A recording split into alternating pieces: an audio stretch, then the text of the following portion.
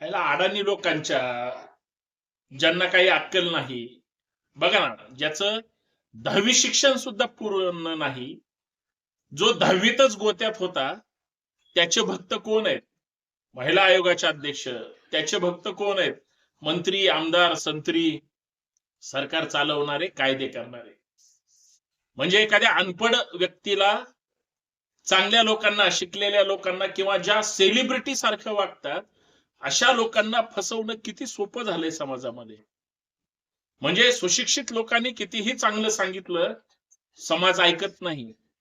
आणि एखाद्या उडाणचोट माणसानं, अडाणी माणसानं काहीही बोंधुगिरी करून तुम्हाला मूर्खात काढलं, तर तुम्ही लगेच त्याचं ऐकणार? काय धंदा आहे? आज कित्येक जे बोंधुगिरी करतात, हा अशोक खरातच घ्या ना, याची काय लायकी हो? 10वी नापास.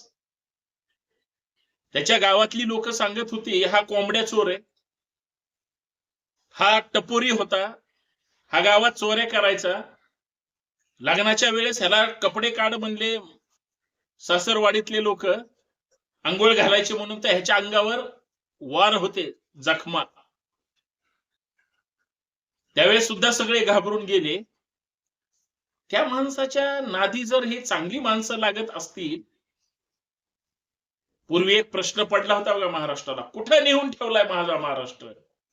कुणाला पडला होता? तत्कालीन सत्ताधाऱ्यांच्या विरोधात आत्ताच्या सत्ताधाऱ्यांना.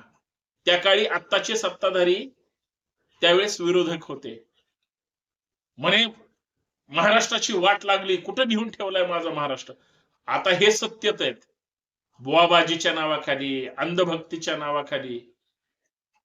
त्या खराचे भक्त तरी एक वेळ समजू शकतो आपण.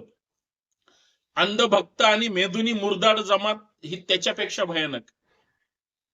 मुरदाड अंधभक्तांना त्या जमातीला खरात सारखी माणसं सहज वेड्यात काढू शकतात. ही आजची परिस्थिती आहे. आज जर महिला आयोगाच्या अध्यक्षाचं शिक्षण बघितलं, बऱ्याच मंत्र्यांचं शिक्षण बघितलं, मुख्यमंत्री उपमुख्यमंत्र्यांचं शिक्षण, आता खरं तर प्रश्न पडलाय, पुढारी व्हायला खरं तर काय शिक्षणाची गरज नाही, पण त्यांचे जे पीए आणि इतर अधिकारी स्टाफ असतो, किंवा एक राज्याचं प्रशासन अख्खं सिस्टीम आहे, सगळे टॉप लेवलचे IAS अधिकारी ह्या अडाणी लोकांना त्या ठिकाणी गाईड करतात किंवा त्यांच्याकडून हा राज्य चालवण्यासाठी सहकार्य करतात. आणि जे कोणी शिकलेले असतील त्यांच्याबद्दल तर काय ग्रेटच आहेत ती लोक. पण ही लोक सुद्धा लोकांचा लुबाडलेला पैसा, ब्लॅकनी कमवलेला पैसा, प्रशासनात सत्तेवर असताना केलेले घोटाळे, एकमेकांचे झिरवलेली प्रकरणं आणि असंख्य चांगल्या वाईट गोष्टी, ज्याची प्रॉपर्टी, उदाहरणार्थ सांगतोय, एक 10 लाख असेल, तो आज अचानक 10,000 कोटीचा मालक होतो. 5-10 वर्षात 500 कोटीचा मालक होतो किंवा अजून कोट्याधीश होतो. या नेत्यांकडे कुठल्या मार्गाने इतकी उत्पन्न संपत्ती आली?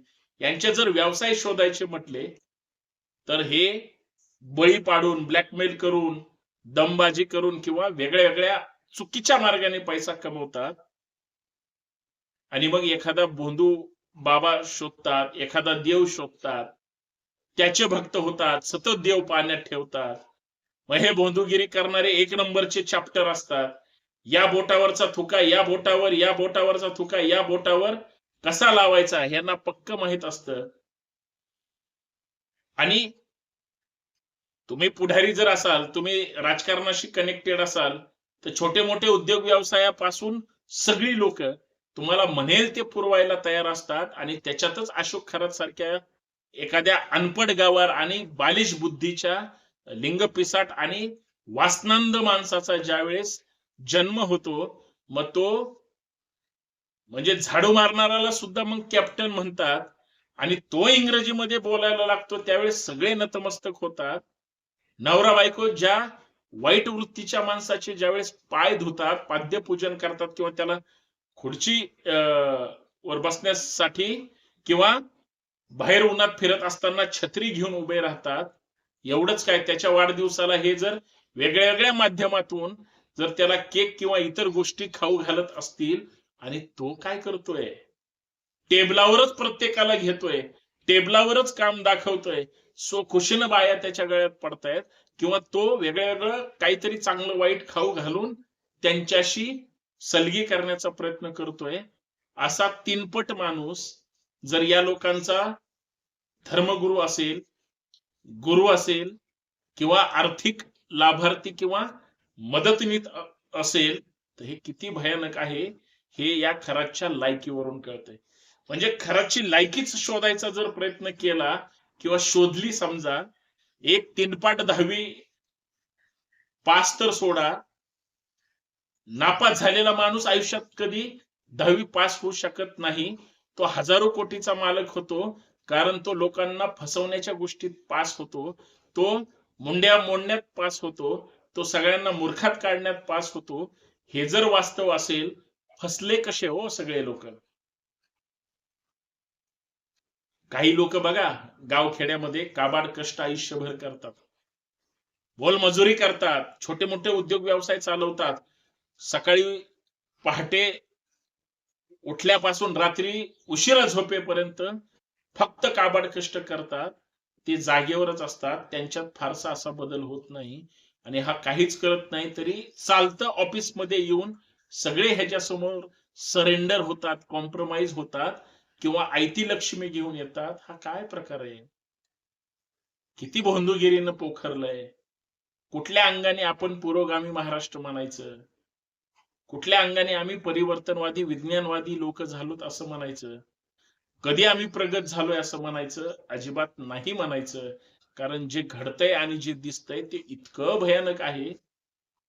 आणि शिकलेली लोक जर कुणासमोरही नतमस्तक होत असतील, माथा टेकत असतील, सरेंडर होत असतील, म्हणजे तुमची लायकी काय, तुमचं कर्तृत्व काय, आणि तुम्ही कुणासमोर वागताय हे जर शोधण्याचा किंवा तुलना करण्याचा प्रयत्न केला तर प्रचंड भयानक आहे. एवढंच मला सांगायचंय. बाबा हो, अशा लोकांच्या नादी लागू नका, फसू नका, स्वतःला गुलाम करू नका. एक गोष्ट लक्षात ठेवा, गुलामाचा आणि गुलाम करणाऱ्यांचा धर्म कधीच एक नसतो. तो फक्त शोषक असतो. तुम्हाला शोषण करून तुमच्याकडून फक्त मिळवण्यासाठी तुमचा वापर करतो. हेच फक्त लक्षात ठेवा रे, बाकी काही नाही.